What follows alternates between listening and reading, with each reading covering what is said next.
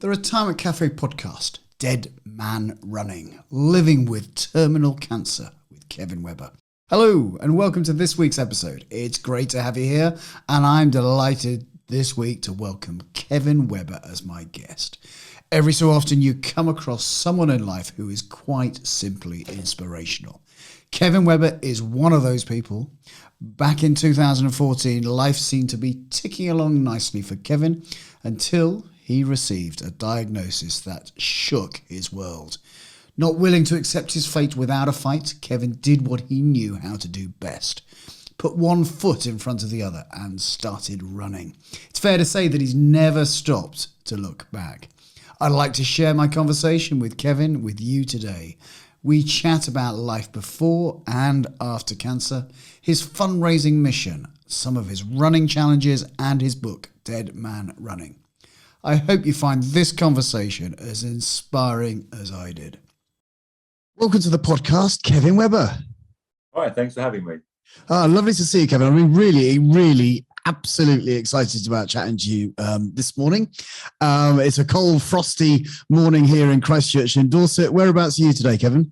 I'm in a cold, frosty morning in Epsom, Surrey. So we share now, this cold. Lovely. Absolutely. Now, Kevin, you've got an amazing story, which I know our listeners are going to be amazed to hear and really fantastic. You're the author of Dead Man Running, One Man's Story of Running to Stay Alive, which has just come out in Amazon. In fact, in September.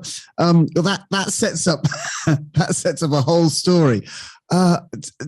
Give me just let our listeners know a little bit about you and your background. Yeah, I mean, I always say I really am just an ordinary, average guy. The guy you meet on the street, sort of thing. And age 49, married, 3 kids. Worked for NatWest for then about 36 years. Yeah, mortgage, all the stuff that everyone has. Well, I say everyone, most people have. Yeah. Didn't have a door, but I have 2 cats and that sort of stuff. And life was good. I enjoyed work, I enjoyed life, and then I started getting up in the night for a wee on holiday, right. And couldn't quite understand why. I couldn't put anything with it at all. And then I had a few other sort of just changes below the waist that I didn't quite understand. They were minor. Right. I'll go to the doctors, and that's what most men don't do. Women are pretty good at going to the doctors, but men are rubbish at going. So I went to the doctors, and I thought I was wasting his time. I remember thinking, God, he's going to hate me. Then actually, just so busy, and I'm going to sit there and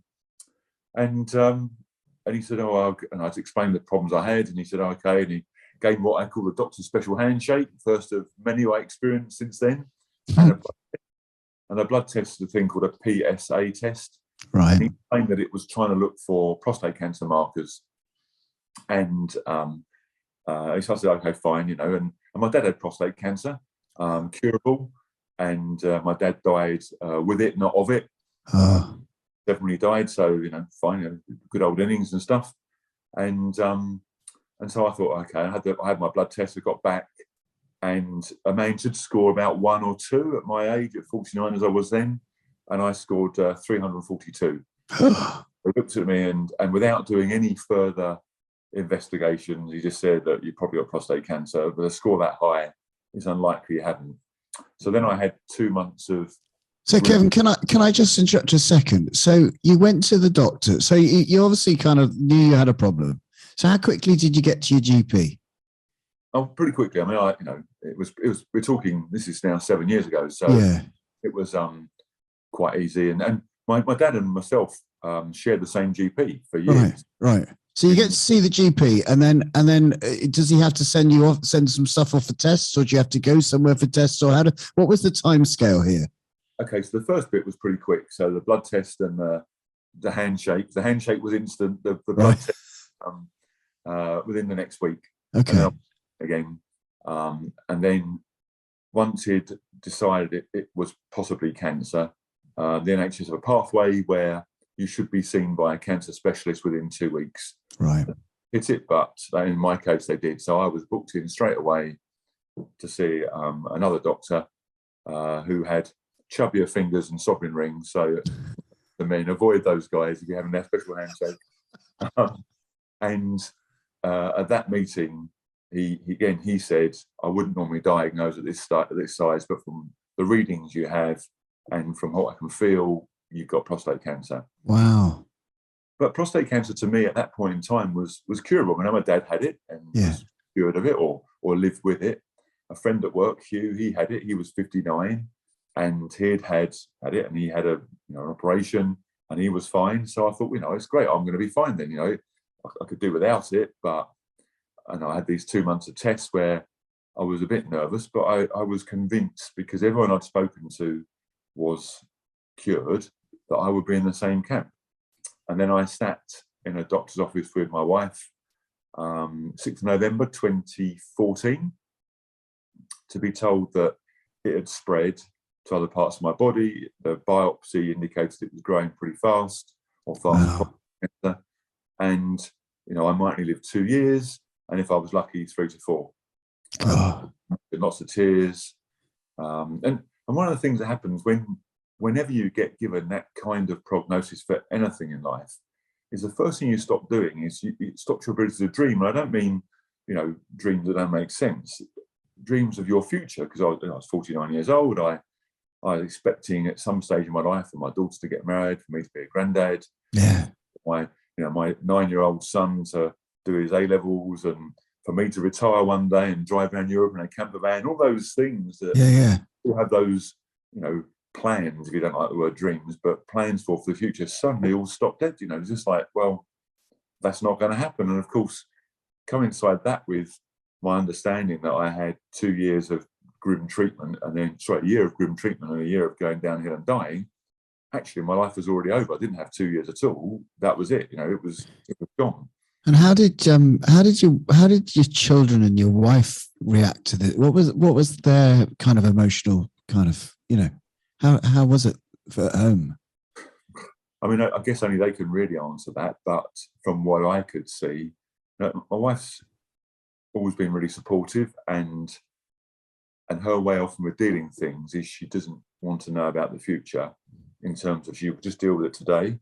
Knows what the future is. She comes to the doctor's appointments with me, but in terms of really going into it mentally, it does no good for her to worry about the future. For me, I'm someone that likes to know what's going to happen, and I can put it in a compartment and not worry about it. But for some people, once they see it, they can't stop looking at it. So, my wife has a great expression. If you wake up in the morning and you feel okay, it's going to be a good day.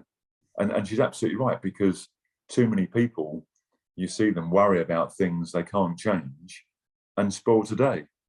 Even in my situation, I know of men who got diagnosed now, and from that moment onwards, their life was just miserable. And they didn't do anything else. They did all the wrong things. So they thought, well, I'm going to die in 2 years. Therefore, I'll eat pie and chips every day because I like that. I won't exercise ever again. I'll get drunk every night because that's how I'll deal with it. And they didn't even make 2 years. Right. So tell me what was so how did you, you're 2 weeks, you're sitting there, you're getting the news, you got 2 years and you got this year's worth of treatment ahead, and then this year of, Gordon Bennett, just feeling pretty awful as you slowly ebb towards your box, the emotional feeling of that. I mean, I can't understand what that must be like. I suppose if I go back, the first couple of days, it was all about woe is me. I remember lying, crying, thinking, I don't want to die. I'm only 49. How come, before I went to the doctors that day, I was going to live until I was 80 something in my head. And then literally an hour later, I'm going to be dead at 51. And that was tough for me for a couple of days. And then I stopped being selfish, quite so selfish. And I started then about my wife and kids, because that was, I then just thought, that's terrible for them. I get the easy, I've always said, for me, I get forbearance. I get people, tell me I'm amazing for some of the stuff I do, and then along the way I'll get some great drugs, and then I'll slowly go downhill, and that'll be it. But no one helps my wife today or my kids, apart from me. No one ever says to my wife, "Oh, don't go to work today because you don't feel great," or "Don't worry about it, and here's somebody to help you," or "You're amazing for supporting Kevin." No one ever says that. So, and then of course, then she's got to watch me die, and then she's got to deal with my death, and then she's got to deal with afterwards. And without in any way trying to be chauvinist, there are jobs in most households that the ladies do, and there's jobs in most households that the men do. And she'll have to worry about fixing the tap and going to the loft when there's a roof leak and cutting the grass all the time and all that sort of stuff, which I know she can do, but that's not what we both signed up for together at the time we got married. And so at that moment in time, I spent then the next 2 months probably just being really sad for my family, I guess, just because it was my fault, and I appreciate it wasn't my fault. Prostate cancer is a cancer that you don't ever knowingly get. It's not like lung cancer where if you smoke all your life, well, you're probably gonna, probably will be your fault in some way if you get it. No one knows why you get prostate cancer. Apart from it is hereditary in part, not always, but it is in part. And sadly, it also is if you're black. If you're black, so you have a higher risk. Now, 1 in 8 men get prostate cancer in the UK. So that's, think about that in the people in the circle of friends you might have, 1 in 8. Then if you're black, it's higher. And if your dad, brother or uncle's had it, or granddad, it's higher as well. So in my case, my dad had it, and my GP never thought to tell my dad that I had a higher risk and therefore I should have a test, or tell me that my dad, and I guess I can understand why maybe he couldn't tell me because confidentiality, but he could have told my dad to tell me. And that's, and to be fair, I don't have any malice over that, just one of those things. But that's why, for me, one of my missions in life is making sure that no one else gets into the situation I was in, when maybe, I don't know, I still have got prostate cancer, but maybe I'd have been in the curable area, because 82% of men on diagnosis will be cured. Wow. So the 82% could be 84 or 85 or 90 if the doctor's a bit earlier. Right. I didn't hang around. I went to the doctors within 4 weeks, 5 weeks of actually having symptoms. It's likely, because prostate cancer is quite slow growing, that I had it in me for maybe even a couple of years beforehand. Right. If I'd gone in the previous year and a half, it's possible at that stage I would have been cured, and that would have been the end of it. So that's, and people say it's a man's disease, but actually I would argue it is a family disease, because, I said my wife has got to deal with it, my kids have got to deal with it, my daughter deal with it. And I said already they get it worse than me. So, there's an important job here for people who hear this, is one, yes, themselves, but secondly, their friends, their family. And that also applies if you're a lady. If you're a lady and you're married and your partner's next to you in bed and you get up at night for a wee, then you should be saying, "Oi, go and see the doctors," because actually that's a very, very, very good advice for any man. And prostate cancer is a funny thing. As men get older, their prostates naturally grow. There's nothing wrong with that. It does naturally grow. Right. And when the prostate is right next to the bladder, so when a prostate naturally grows in older age, so we're talking over 50, then it will push against the bladder, which is why a lot of older men get up in the night for a wee. It doesn't mean there's anything wrong with them. It's just that their prostate is growing because they're older. But also, if you have a tumour on your prostate and it's on the side of the prostate of the bladder, then that will push on the bladder and that will make you go for a wee. So that's why every man shouldn't think, "Oh, I'm only going to have a wee because my prostate's grown." They should think it's unlikely but possible. It's prostate cancer, early stage, let's go. In my case, I was unlucky. It's likely that the prostate cancer started growing on the other side of the prostate. So by the time I got up the night for a wee, it had grown all the way through the prostate, because when I had my biopsy, all of my prostate was cancerous. Right. If you're curable, normally, 1 or 2 cells out of the 18 they take might be cancerous. In my case, everyone was cancerous. Right. Parts of the prostate. So, wow. Important message for men. A man dies every 45 minutes of prostate cancer in the UK. That's when you think about it, it's what, 30 men a day, thereabouts. That's quite a lot. I know it doesn't quite match coronavirus, but actually it's pretty big. It's the biggest male cancer in the UK. Right. Really significant and a really important message. So 2 months in, you're feeling pretty sorry for yourself. It worries me, as you said. What happened next? So I guess I've already realised that I felt okay at that point in time. And if you feel okay, there's no point sitting at home moping.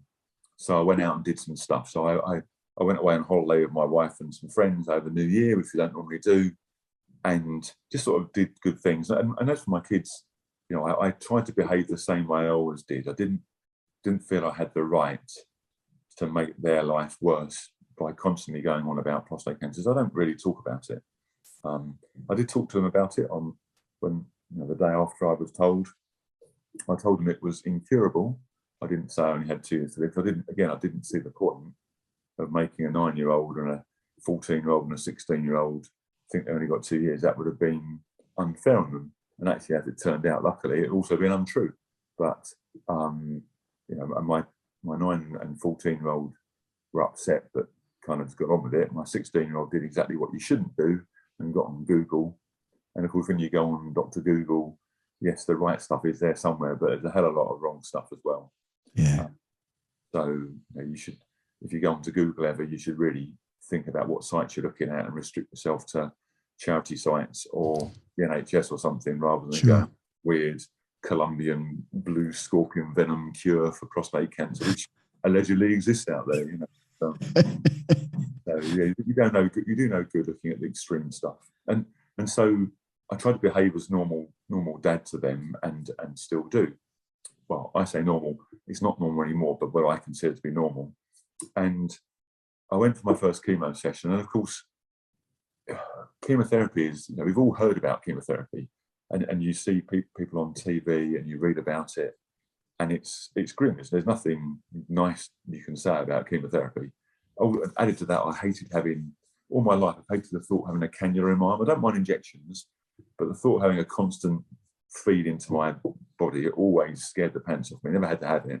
And of course, with chemo, you had to have it. So I remember the first session, I wanted to pull this thing out of my hand the whole time it was going on. And the room you go into, you know, there were 5 other people in the room, all having different sorts of chemo. No one's smiling. Just it's a horrible experience in itself. And then after you come home and you feel sick and your tongue goes black and you lose the sense of feeling in your fingers and toes and your nails crack and you feel sick all the time. And I remember coming home, sitting in a chair, just thinking, this is it. You know, I feel rubbish now. This is the way it's going to be the rest of my life. Having the day before chemo felt right. Suddenly, yet again, I'm now 1 day on and everything's gone wrong. I went to bed and I tried to sleep, but of course you can't sleep when you have chemotherapy because they pump you full of steroids, because the chemo is supposed to kill the cancer, but it actually kills some good stuff as well. Right. So the steroids, the idea of the steroids try and keep the good stuff going. And having steroids is like having double espressos. So it's bad enough. I mean, every day I still have 2 steroids, but then I was having 16. Wow. So might as well have just been drinking coffee non-stop. So you're lying awake with the worst thoughts in the world, feeling awful, and crying whilst your wife's asleep because you don't want to upset her again. And the next morning I got up and it was January and it was cold and miserable and grey, and I just looked out the window and I felt rubbish, and I thought, do you know what, I'm going to go for a run. And Were you a runner already? Yeah, well, I used to run a bit before. I used to run a couple of marathons a year just to stay fit. Okay. That's all. I mean, I wasn't very good at it, but just it was an excuse to go out and run a couple of times a week and have a goal once a year or twice a year and to do a bigger race. Yeah. And I did run a longer race. I ran 100 kilometres from London to Brighton, just because I realised going slower and longer is less damaging than going shorter and faster. Right. I was pulling muscles and all sorts of stuff. When you go slower, you don't tend to pull so many muscles.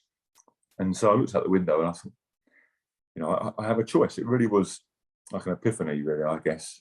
It was give up on everything now and be a victim and just become that person that sits at home being miserable, drinking every night, eating all the wrong foods, not exercising. And I would say to anyone listening, forget cancer for a minute. If I said to you, more meat or more fruit and vegetables, most people would go, yeah, more fruit and vegetables. If you said more exercise or less exercise, most people would say, yeah, more exercise. Smoking or don't smoke, they say don't smoke. More or less alcohol, would probably say, yeah, less alcohol. So that's how a healthy person should try and stay healthy. Then if you actually are ill, even more so, that becomes important to make yourself as strong as possible so that you can work with the drugs and help delay whatever's going on, or maybe cure whatever's going on inside you. So yeah, so I thought I'll go for a run, and a week before I ran 20 miles, because I could run that far. All I could manage was 3 miles, and they were really low, and I felt really sick, and I got back and felt absolutely shattered, but also elated, because I'd already said to you earlier, cancer takes away all your ability to dream. And so everything in my life was almost sort of, what's the point? What's the point of learning? What's the point of staying healthy? What's the point of anything? Mm-hmm. Suddenly it was, actually, if I can still run, it might be different running, but if I can still run, then actually I can buy a running magazine. Then I can buy some new shoes. Then I can look at a race maybe next month, and in a short-term plan, have a plan still, opposed to just give up on everything. So I went for a 3-mile run, and then I ran a bit more, and I'd already entered the Brighton Marathon before I was ill. And I said to my doctor, I said, I want to run the Brighton Marathon. He said, yeah, but it's week 13 of chemo.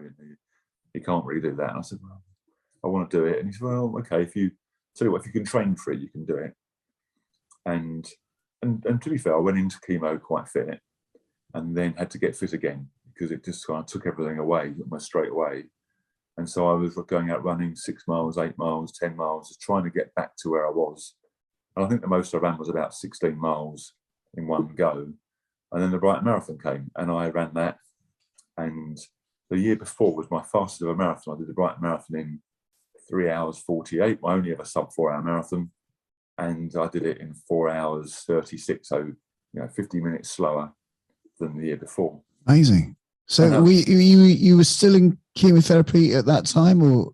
That was week 13 of chemotherapy. Wow. Then a friend, a last minute place in London Marathon. It was a bit of a hooky place that you shouldn't ever do, by the way, but I thought I was dying to come and see me.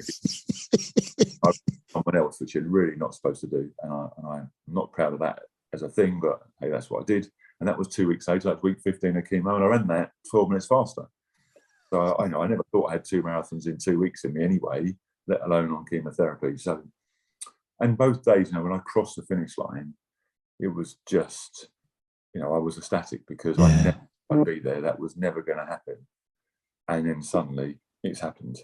And I'm there, and my wife was there, and it was fantastic. Really brilliant, really good moment for me. And also I raised a lot of money for charity, because I'd always raise money for charity whenever I run marathons, but most years maybe £1,000 if I was lucky. Yeah. Suddenly I'm raising £20,000 by running with prostate cancer. Yeah. I can see people going, this is worth putting my hand in my pocket for. This guy's going through the mill, and he's running marathons. Bit of a sympathy vote probably, but hey, yeah. Going to a good cause, so that's fine. And then I got home, and from the second marathon, talking to my wife, and she knew there's a race I always wanted to run ever since. I used to run a tiny bit of my time, and just to stay fit for playing rugby, I used to play rugby. Right. And there's a race called the Marathon des Sables, which is like a big race. I remember reading about it when I was 20 years old. I love to do that, but it was so off the scale. As far as I was concerned, actually, I'd never be able to do it, because I couldn't probably afford the training, or actually have the ability to do it even if I trained. And then I said, well, why don't you go and do it? So I was talking to my doctor, and I explained what it was. And he said to me, why would anyone want to do that, let alone someone in your situation? Which I remember we just all laughed. It was quite a good, quite a funny situation. And so what is it? So Marathon des Sables, in very simple terms, is a marathon Sunday, a marathon Monday, a marathon Tuesday, a double marathon Wednesday, a marathon Friday, half marathon Saturday, in the Sahara, carrying everything on your back for the week, all your food, sleeping bag, a venom pump in case you get bitten by a snake or scorpion. You get water every 10k. Other than that, it's self-sufficient. The temperatures get to 50 degrees centigrade every day in the shade, of which there isn't any, of course. You go over mountains that require ropes to pull you over. The sand dunes are 200 feet high and go on for 10 miles at a stretch. I mean, it's a tough old race. And so I went to tell my doctor, and well, if you can train for it, you can do it. That old story again, thinking I wouldn't be able to train for it. And I spent the next year training, doing longer races in England. Had a few setbacks with the cancer, drugs stopped working, tried other drugs, they didn't work, and then started another drug, which, if I was lucky, would last for a year, but also was damaging my liver and kidneys. And then by some miracle, it stopped damaging my liver and kidneys. So that drug was okay. And that let me carry on being reasonably normal. So April 2016, boarded the plane, not convinced I'd finished the race, but a year and a half before, I wasn't even going to be there in my mind. Put my foot on the start line and loved it. Finished the race about halfway down the field.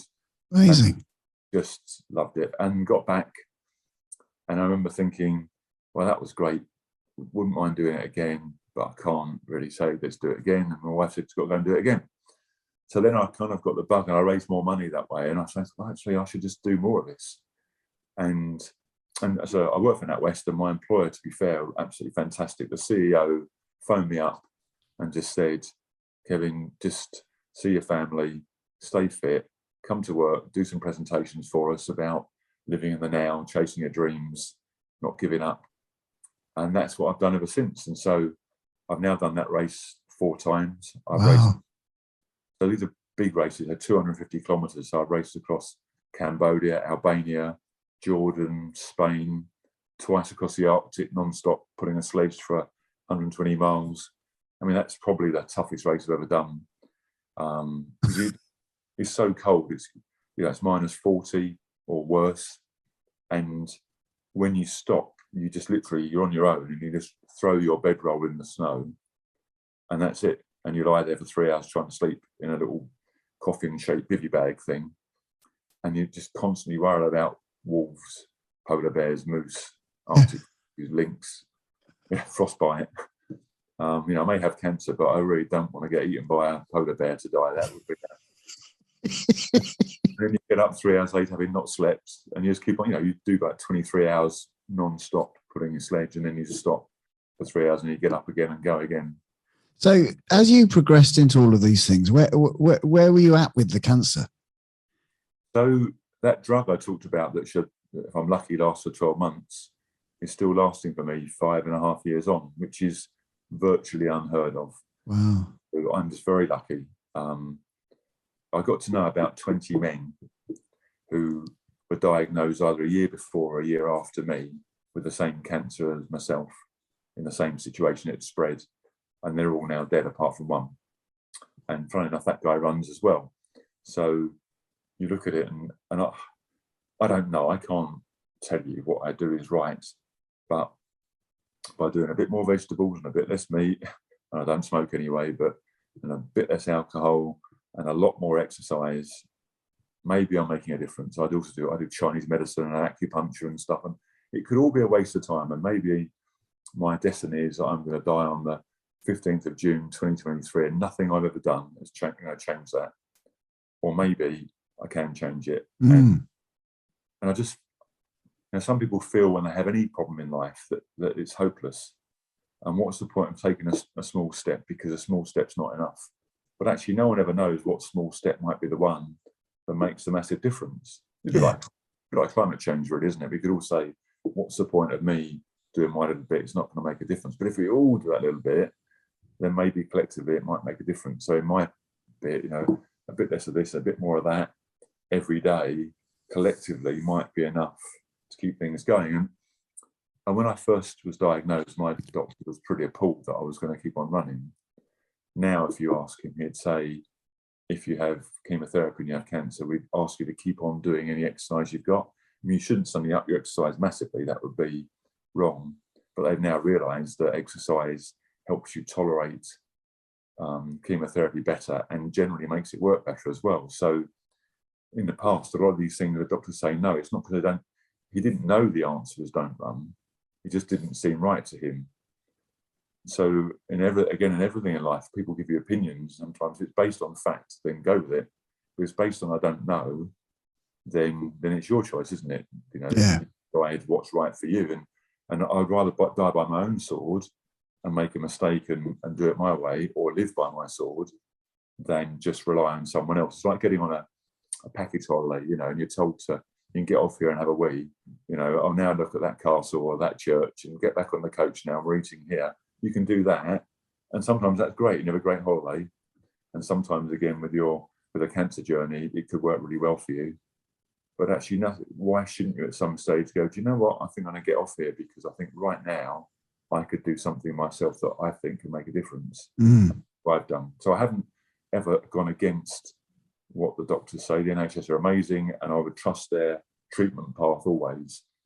But what's wrong with on the side doing things, as I said earlier, that most people would say are good for you? I mean, Yeah. my is a bit extreme. I do run a lot, and a lot more than you probably need to. But I love it. It gives me a sense of freedom. You know, you forget. So when I do the last race I did actually was back in the Sahara in October this year. I didn't finish it. It was my 5th attempt at the Marathon des Sables, and I got smoke poisoning before the start. Yeah, So we've had another guest on who was on that race as well, and it sounded a bit of a nightmare. There's half the fleet went down, didn't they? Yeah, well, I was helicoptered out of the race after 15 kilometres. Spent Wow. 2 weeks in a medic tent, just everything coming out of everywhere. Yeah. But you know, I spent about 10 seconds literally being sad for myself. First of all, I thought, oh well, I won't do my 5th one. And secondly, I was on a running streak. I'd run every day for the last 653 days, and I realised on the Monday of the race that was the first day I wasn't going to run for 653 days. But once that had gone, I thought, well, okay, so that's finished. I can't do the race anymore. Can't run anymore today. What can I do? So even though I didn't feel very well, I was planning what I was going to do next. It's so important to have something to look forward to in life. You know, if people go through life and drift through life with nothing to look forward to, I think it's really, really important to look forward to something because it makes every day better. Yeah, absolutely. So, Kevin, I'm interested just from a kind of from my own profession, you know, financial planning perspective of how did it affect your, you know, on diagnosis, how did it affect your kind of thought process around money and the family and, you know, retirement that maybe you'd been planning in the future? You know, how did what went on there, and did you plan, you know, had you kind of thought about this type of stuff before, or, you know, tell me what the ramifications were you initially around the family and money? Okay, so I've worked for NatWest for over 40 years now. Wow. In my 20s, 20 years into the bank, so I was probably about 35, 40, I used to be a private bank manager, and I looked after loads of high net worth individuals. And I say high net worth, they were just above average earners. And I saw lots of them have problems because they got ill, they got cancer or heart attacks, went blind, all the horrible things that might happen. And they weren't often prepared for them. And I knew what the right advice. I never sold. I introduced them to people who sold policies. I didn't sell them myself. I guess I was like a GP in doctor's terms. So I'd see them, decide what was wrong, if anything, and if there was something wrong, introduce a specialist. That was my job. And I remember introducing a number of people to specialists who then, some of them went on and had problems. And because of the specialist introduction, actually, they didn't have a problem financially. And I also remember other people who I suggested saw a specialist but wouldn't, then have a problem and then had no money. And I do appreciate all these things about affordability. You know, if all you can do is afford to put food on the table, then you can't go any further than that. I understand that. But when you get to a certain level of income, you have a choice. You know, you can go out eating 3 meals a week at a restaurant, or maybe have 2.5 meals a week in a restaurant and put a bit of money aside for something that makes sense. And that's what I chose to do. And I insured myself against, you know, I had life cover, because that's always sensible if you've got any debts or family.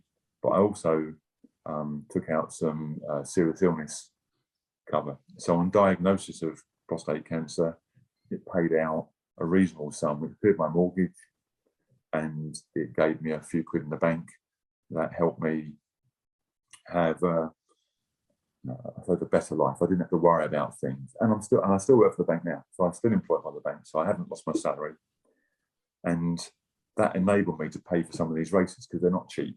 No. Going to Cambodia and stuff, it's not. You don't get £5.50.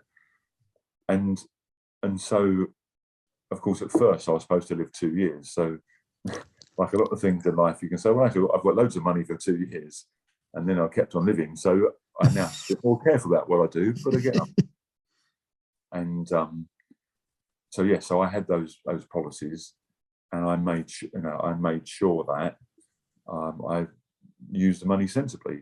What I still find surprising is that, bear in mind I was 49, all my friends I've said, well, you should consider this. And these are friends, nothing to do with the bank or clients or anything. So the last job I did that was client facing, I was a corporate manager as opposed to a personal bank manager.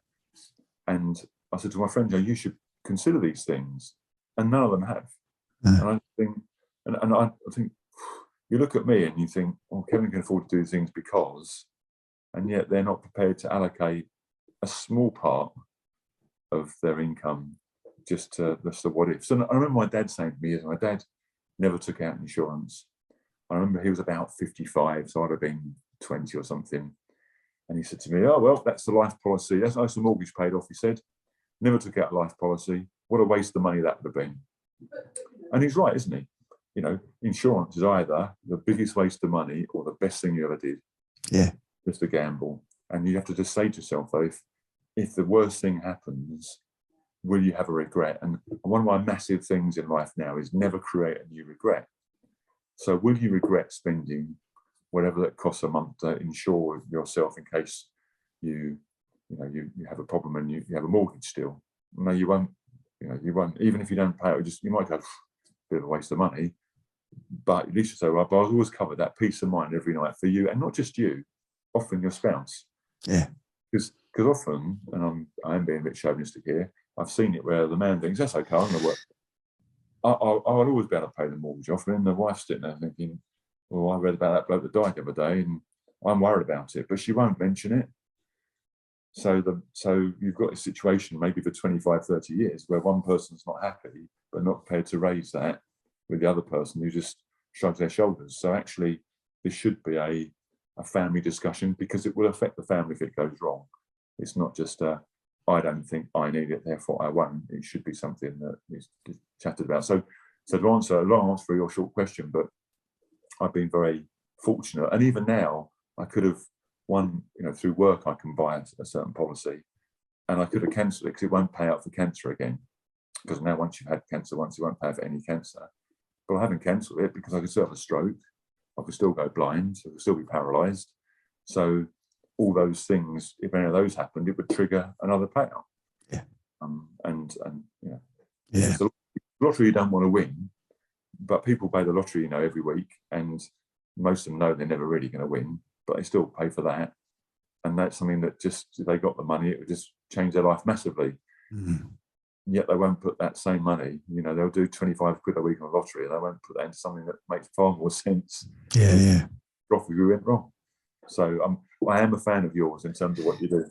Yeah. And, I was similar to yourself. I bought a policy when I was a younger man, and I've still got the policy going and I'm still paying the premiums. And, I did convince a couple of my pals to take out some protection. And one of them, like yourself, had a serious illness, and he's still around and he's still healthy and good, etc. And he's recovered well, and it's great.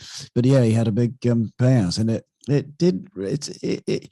was a gift to his family. Really, it was a gift in that period where they were very concerned about whether he was going to be alive or well or continue to be with them. He also put a few quid in the bank to just go, look, it's going to be all right, And I think that relieves, it's. You'd feel pretty foolish, wouldn't you? I think if you'd had the opportunity to buy it and you hadn't, especially when you turn around to maybe your spouse and go, or your partner, whoever it may be, and go, yeah. I did think about it, but I just didn't get around to it. Yeah, and that's almost how important is that? You plan holidays. The old age. If you had a machine that printed money in the back garden, you'd insure it, wouldn't you? You'd make sure it was serviced and everything else. Well, that's you. Yeah. If you're the breadwinner, that's you. And it's funny, if you've got a family and a mortgage, people say, oh yeah, I've got life cover. But actually, if you die, it's almost the easiest way out. Because if you die, then your partner has some choices. They might meet someone else who can carry on paying. They might downsize. They have some choices. They then go out to work and earn some more money themselves, perhaps. But if you get ill, like really ill, and therefore you lose your job, and then you require care at home, then you've still got the mortgage. Your partner can't go out to work because now they're at home looking after you all the time. And so actually you would argue it's far worse by living with a bad illness than it is death for the other person. Yeah. Because death and choices when you're ill, when you're at home, if you're housebound, the choices are taken away from you. Absolutely. So what's next for Kevin Webber? So about 6 years ago, when I started raising money for Prostate Cancer UK, I realised that it gave me a sense of worth and a sense of purpose. I enjoyed the running because it gave me a sense of freedom. But actually, I realised if I could do this, then I could encourage other people to hopefully make sure people aren't in my situation, but also live their lives a bit better. And so I think I said earlier, I went from woe is me to woe is my family to woe is anyone with prostate cancer to where I am now. Actually, woe is anyone with any problem, because I do a fair number of presentations and things. The bank encourage me to do that sort of thing. And people come up to me after and say, "Oh, Kevin, I've got a few problems, but nothing like yours." And I say, "But to you, your problems are just as bad as mine. So whether you've lost your job, your car's broken down, you can't afford to fix it, your partner's left you, you've got a family health crisis, at that moment in time, your world is ending. You don't know what to do, and that's just as bad as my life." And so I try and help people get out of these holes, and that's why it's about looking forward to things. There's a great poem called "Beyond the Bend in the Road," and I can't recite it to you, but Beyond the Bend in the Road poem is basically saying, worry about what's in front of you. What's around the corner is around the corner. And when you get there, it might be great, it might not be great, but that'll be your problem when you're there, or enjoyment.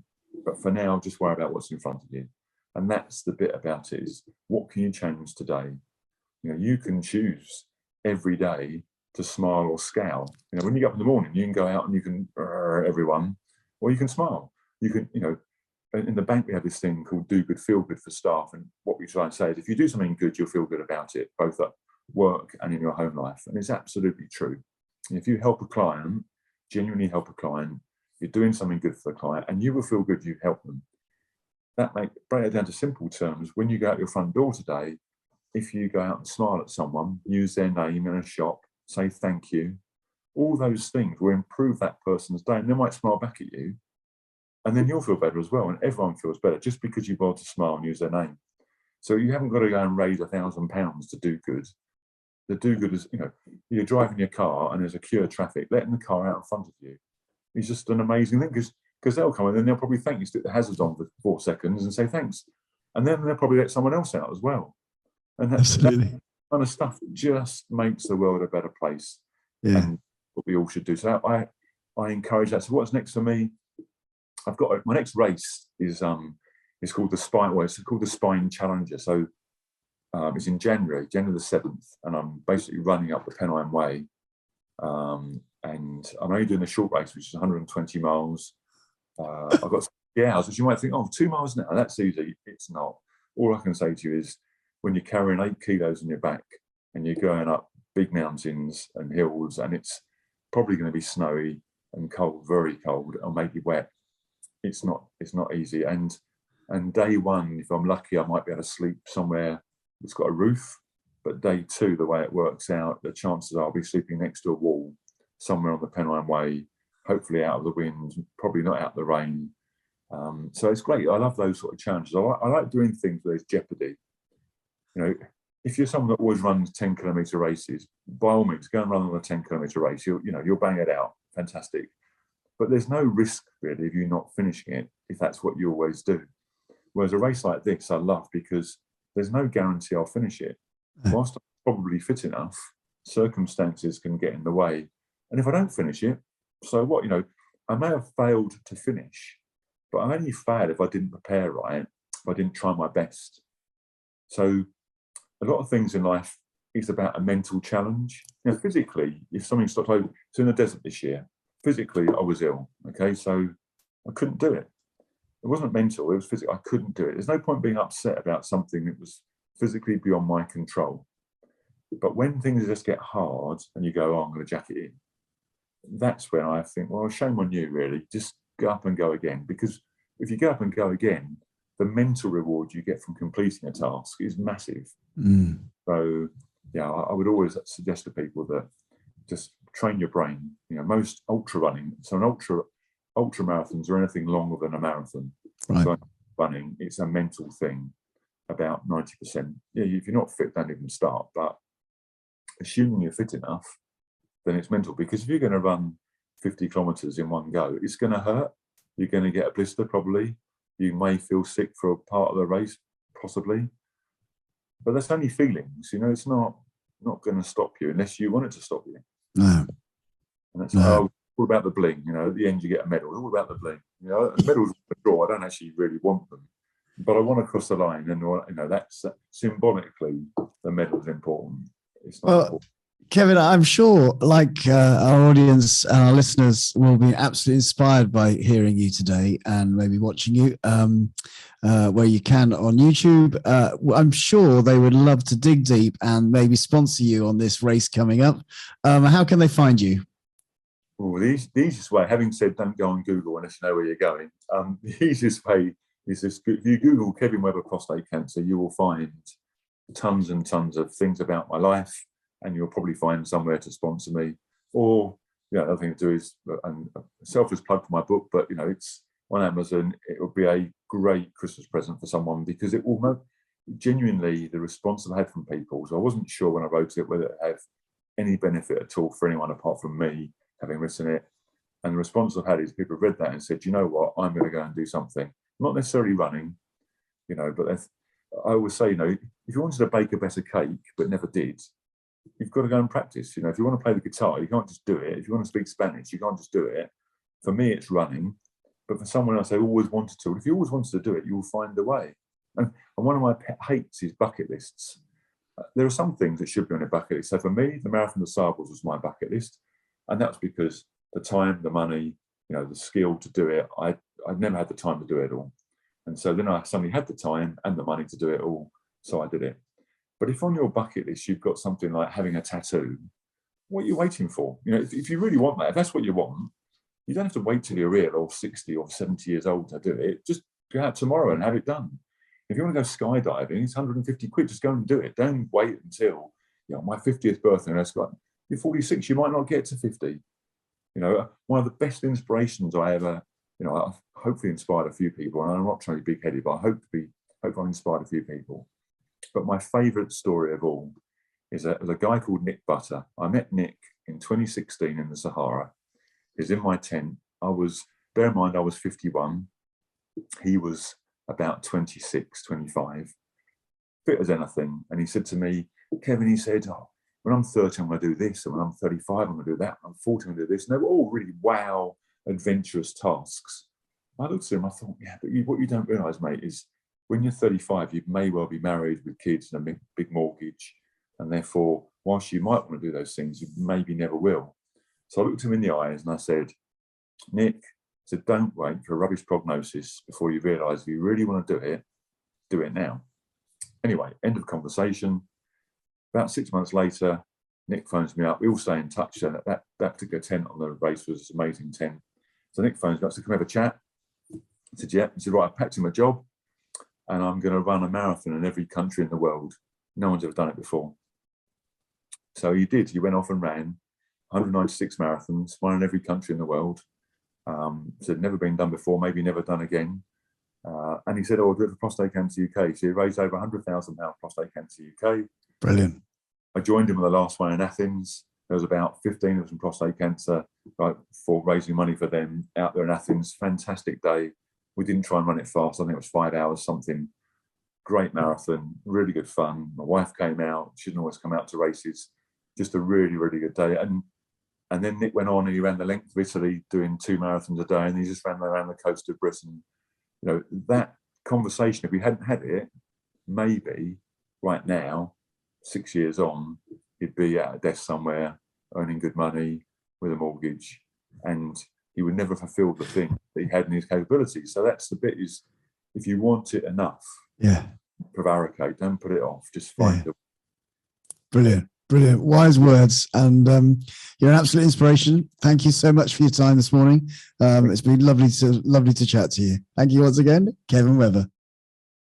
Thank you once again to Kevin Webber for sharing his story with us. If you've been inspired to donate to Prostate Cancer UK, head over to the show notes page on our website at theretirementcafe.co.uk, where you'll find a link. Remember that if you prefer to watch my conversations, you'll find them on my YouTube channel, which is Justin King MFP, along with a whole series of other videos to help you plan for and live a successful retirement. So until next time, I'm Justin King, helping you feel more informed in your retirement.